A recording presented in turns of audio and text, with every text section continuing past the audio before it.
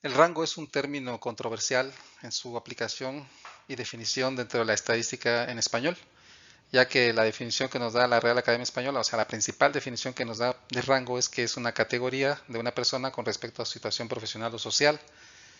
La palabra rango en español entonces se refiere únicamente y exclusivamente a las posiciones dentro de una jerarquía, de acuerdo a esta definición. Por ejemplo, podemos decir aumentó su rango en el ejército.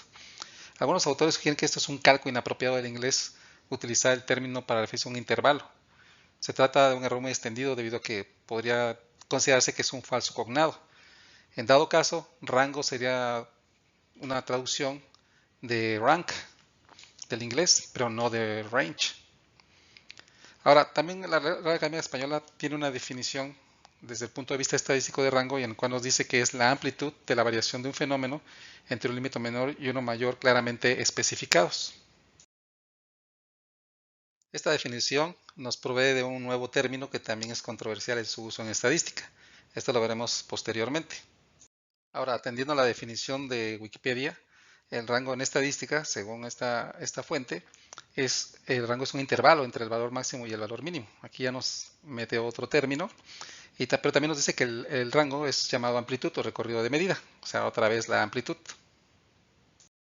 El hecho de usar a la amplitud como un sinónimo de rango en estadística podría llevarnos a confusión, ya que, por ejemplo, para la física la amplitud es algo diferente a lo que es el rango. Si lo podemos ver aquí con esta gráfica, por ejemplo, la amplitud tiene que ver con movimiento, que puede ser de cualquier tipo, pero que tiene que ver con un desplazamiento a través de un periodo de tiempo, ¿no? Entonces, como dice, es la distancia entre el punto más alejado de una onda y el punto más de equilibrio o medio. Entonces, aquí si atendemos a esta definición, entonces, si vemos en esta gráfica, tenemos, como dice, una onda sinusoide en la cual la amplitud, por ejemplo, estará definida por esto, ¿sí? La amplitud de pico a pico, pues va desde este pico a este pico, ¿no? Y, por ejemplo, la media, pues sería definida por esto. Y el periodo es, digamos, todo este proceso de movimiento que tiene la onda. Ahora, independientemente de que si el uso del rango sea correcto o no dentro del vocabulario estadístico en español, si atendemos a la definición de range a partir de un diccionario especializado en estadística, en el cual nos dice que es la diferencia entre el elemento más grande y el elemento más pequeño de un conjunto de datos numéricos, o simplemente la diferencia entre la observación más grande y la observación más pequeña de ese conjunto de datos. Entonces, podríamos estar considerando que no es digamos, tan malo usar el término rango para poder comunicarnos estadísticamente. Entonces eso vamos a ejemplificarlo con la siguiente diapositiva. Analizando los dos términos que se sugieren como sinónimos de rango en español, para no usar el término rango, podríamos descartar la amplitud de entrada, porque ya vimos ahorita con el ejemplo de la física, que si estuviéramos estudiando un fenómeno físico, por ejemplo, desde el punto de vista estadístico, podría prestarse a malas interpretaciones, ¿no? O errores. Entonces, por lo tanto, podríamos descartar la amplitud. Ahora, el intervalo. El intervalo, pues, si digamos, si atendemos a la definición de rango en inglés, de que el rango es igual al valor mayor menos el valor menor. Por lo tanto, si ejemplificamos esto, por ejemplo, con un gradiente de temperatura en el cual va de 10 a 30 grados centígrados y calculamos el rango, ¿sí? Tendríamos que el rango entonces es igual a 30 menos 10, y en este caso pues el rango sería 20. Entonces, ¿cuál sería el intervalo? Entonces el intervalo pues podríamos definirlo como el límite del conjunto de datos, o sea, los límites del conjunto de datos. El límite inferior es 10 y el límite superior es 30 y el rango es 20. Entonces ahí podríamos diferenciar y de manera, digamos, fácil y de manera práctica lo que es el rango y el intervalo. ¿Sale? El rango solo tiene en cuenta las dos observaciones más extremas, por lo tanto su utilidad es limitada, ya que no ofrece información sobre la distribución de las observaciones. Podríamos preguntarnos si dentro de la distribución los datos están repartidos uniformemente o están agrupados en un extremo.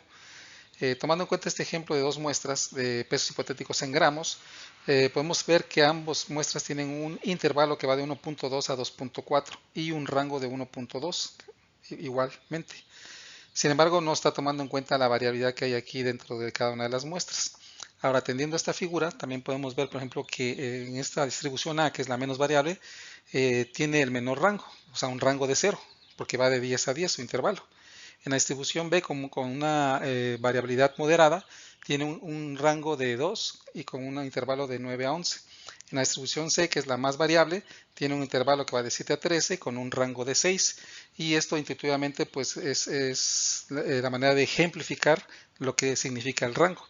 Entonces el rango es una medida práctica de variabilidad, pero que se puede calcular y comprender fácilmente.